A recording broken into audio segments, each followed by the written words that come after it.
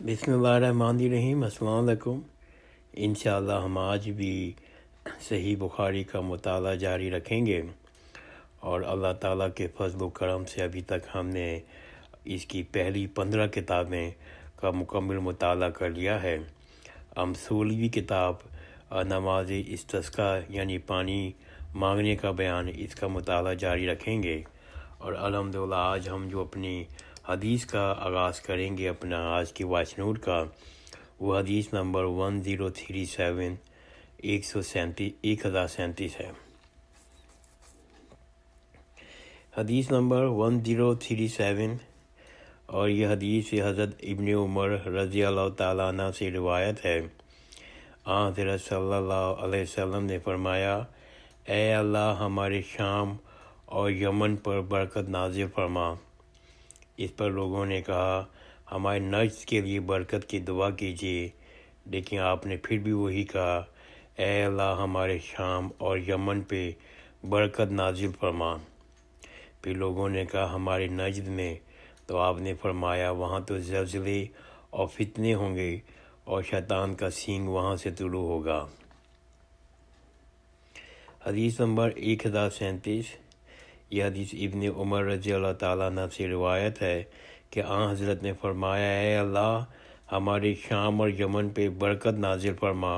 اس پر لوگوں نے کہا، اور ہمارے نجد کے لیے بھی برکت کی دعا کیجیے، لیکن آپ نے پھر بھی وہی کہا، اے اللہ ہمارے شام اور یمن پہ برکت نازل فرما۔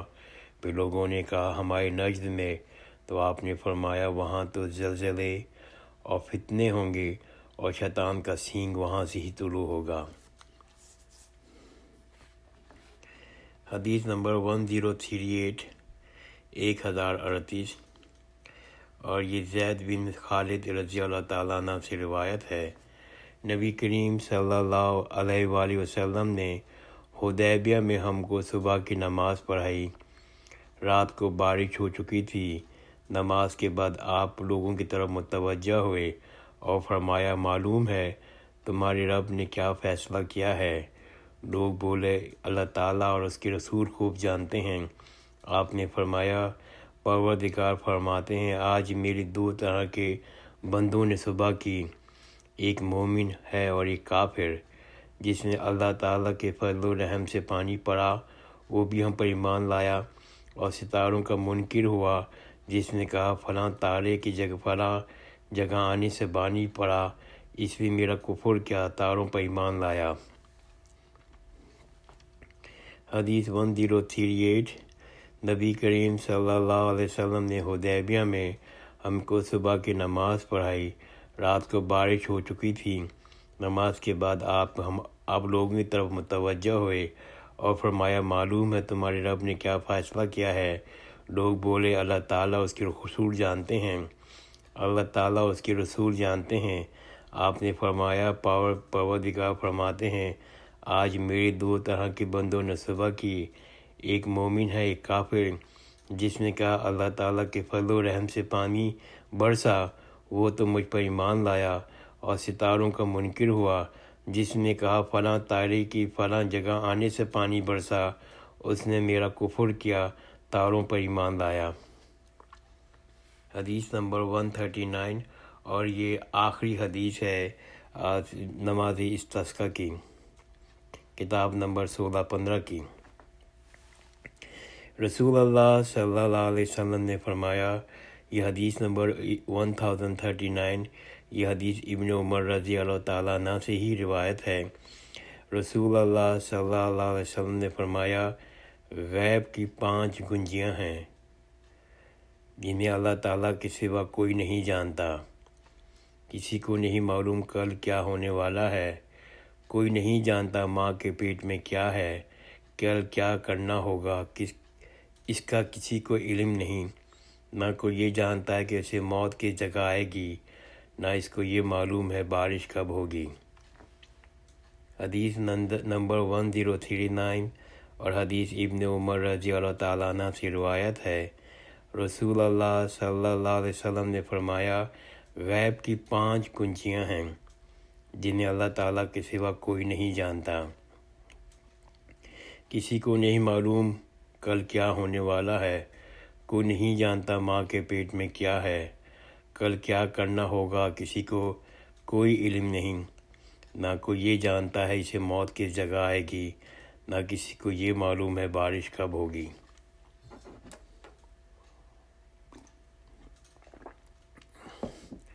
اب اس کتاب کا مطالعہ مکمل ہو گیا، ہم اب ایک اور کتاب کا مطالعہ شروع کر رہے ہیں، اس کا نام ہے نماز۔ یہ ہے چاند اور سورج گرہن کا مطالعہ۔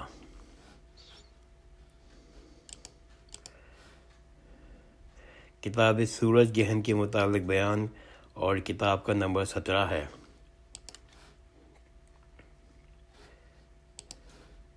حدیث نمبر 1040، اور یہ حدیث ابی بکرہ رضی اللہ تعالیٰ عنہ سے روایت ہے۔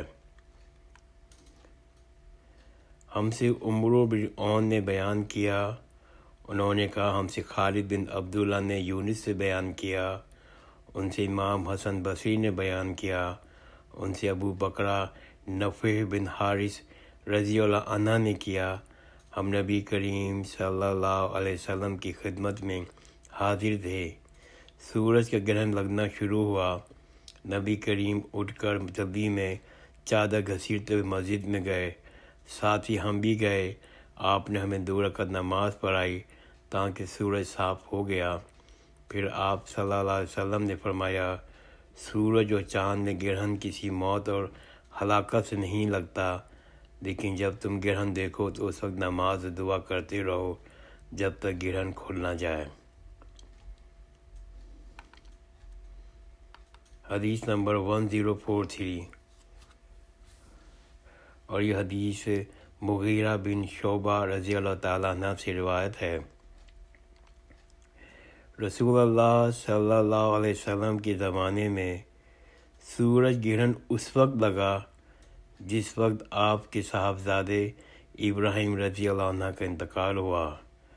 بعض لوگ کہنے لگے گرہن حضرت ابراہیم رضی اللہ عنہ کی وفات کی وجہ سے لگا ہے، اسی لیے رسول اللہ نے فرمایا گرہن کسی کی موت یا حیات سے نہیں لگتا، البتہ تم جب اس کو دیکھو تو نماز پڑھا کرو اور دعا کیا کرو۔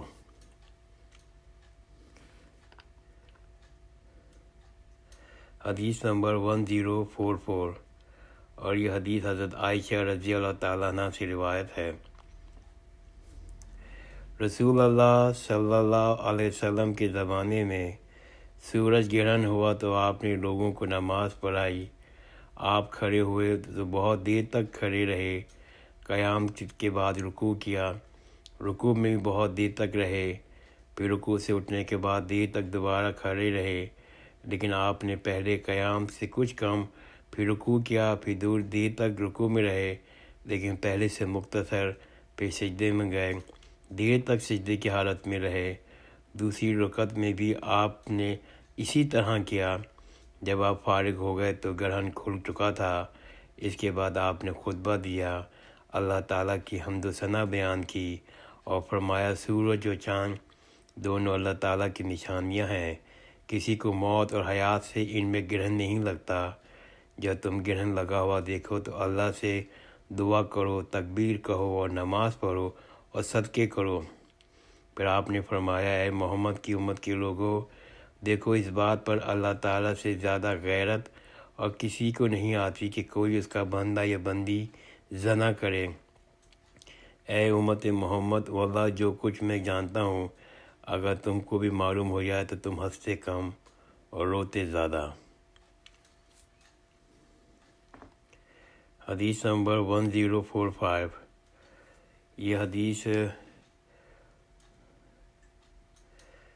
ابی سالم حبشی دمشقی رضی اللہ تعالیٰ عنہ سے روایت ہے، جب رسول اللہ صلی اللہ علیہ وسلم کے زمانے میں سورج گرہن لگا تو یہ اعلان کیا گیا نماز ہونے والی ہے۔ حدیث نمبر 1046، اور یہ حدیث احمد بن صالح رضی اللہ تعالیٰ عنہ سے روایت ہے۔ نبی کریم صلی اللہ علیہ وسلم کی زندگی میں سورج گرہن لگا، اسی وقت آپ مسجد میں تشریف لے گئے انہوں نے بیان کیا لوگوں نے نبی کریم کے پیچھے صف باندھی، آپ نے تکبیر کہی اور بہت دیر تک قرآن مجید پڑھتے رہے، پھر تکبیر کہی، بہت لمبا رکوع کیا، پھر سمیع اللہ لمن حمدہ کہہ کر کھڑے ہو گئے اور سجدہ نہیں کیا۔ رکوع سے اٹھنے کے بعد پھر بہت دیر تک قرآن مجید پڑھتے رہے، پہلی رکعت سے کم، پھر تکبیر کے ساتھ رکوع میں چلے گئے، دیر تک رکوع میں رہے اور یہ رکوع بھی پہلے رکوع سے کم تھا۔ اب سمیع اللہ لمن حمدہ اور ربنا ولک الحمد کہا، پھر سجدے میں گئے۔ آپ نے دوسری رکعت میں بھی اسی طرح کیا۔ ان 2 رکعتوں میں پورے 4 رکوع اور 4 سجدے کیے۔ نماز سے فارغ ہونے سے پہلے ہی سورج صاف ہو چکا تھا۔ نماز کے بعد آپ کھڑے ہوئے اور خطبہ دیا اور پہلے اللہ تعالیٰ کی شان کے مطابق تعریف کی، پھر فرمایا سورج اور چاند اللہ تعالیٰ کی 2 نشانیاں ہیں، ان میں گرہن کسی کی موت اور حیات کی وجہ سے نہیں لگتا، لیکن جب تم گرہن دیکھا کرو تو فوراً نماز کی طرف لگو۔ زہری نے کثیر بن عباس اپنے بھائی عبداللہ بن عباس سے روایت کرتے تھے، وہ سورج گرہن کا واقعہ اس طرح بیان کرتے تھے جیسے عروہ نے حضرت عائشہ صدیقہ سے نقل کیا۔ زہری نے کہا، میں نے عروہ سے کہا، تمہارے بھائی عبداللہ بن زبیر نے جس دن مدینے میں سورج گرہن ہوا صبح کی نماز کی تاہم 2 رکعت پڑھی، کچھ زیادہ نہیں کہا۔ انہوں نے کہا ہاں، مگر سنت کے طریق سے چوک گئے۔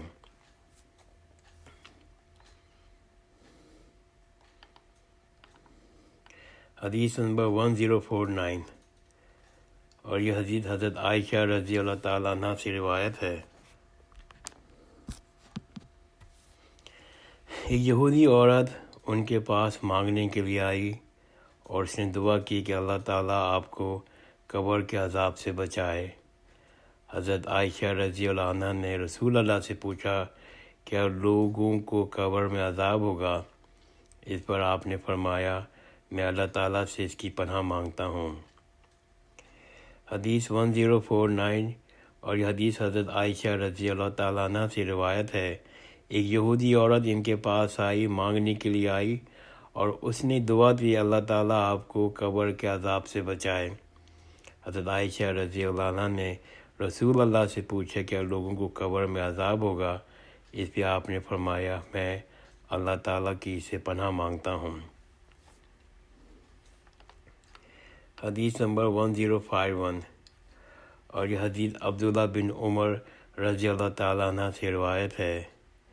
جب نبی کریم صلی اللہ علیہ وسلم کے زمانے میں سورج کو گرہن لگا تو اعلان ہوا، نماز ہونے والی ہے۔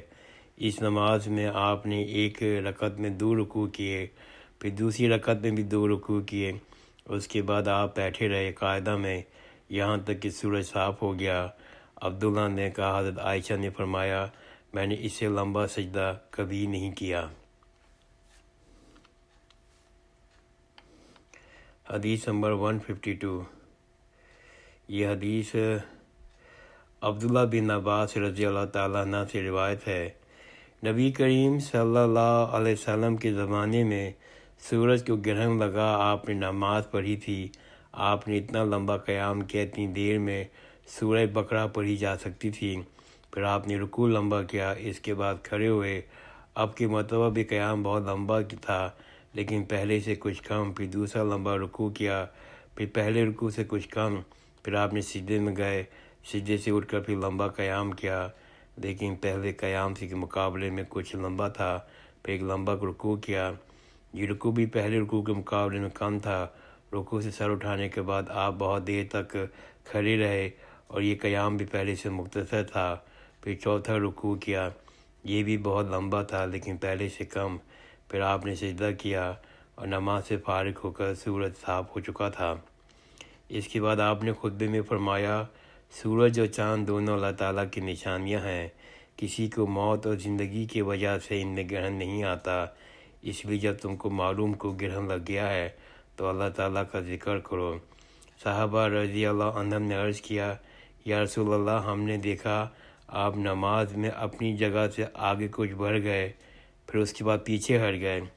تو آپ نے فرمایا، میں نے جنت کو دیکھی اور میں نے جنت دیکھی، اس کا ایک خوشہ توڑنا چاہا، اگر میں اسے توڑ سکتا تو تم اسی رہتی دنیا تک کھاتے۔ پھر مجھے جہنم میں دکھائی دی۔ میں نے اس سے زیادہ بھیانک اور خوفناک منظر کبھی نہیں دیکھا۔ میں نے دیکھا اس میں عورتیں زیادہ ہیں۔ کسی نے پوچھا یا رسول اللہ اس کی کیا وجہ ہے؟ تو آپ نے فرمایا اپنے کفر انکاری کی وجہ سے۔ پوچھا گیا کیا یہ اللہ تعالیٰ کا کفر کرتی ہیں؟ آپ نے فرمایا شوہر اور اس کے احسان کا کفر کرتی ہیں۔ زندگی بھر تم کسی عورت کے ساتھ حسن سلوک کرو، لیکن کبھی کوئی خلاف مزاج بات آ گئی تو فوراً یہی کہیں گی میں نے تم سے کبھی بھلائی نہیں دیکھی۔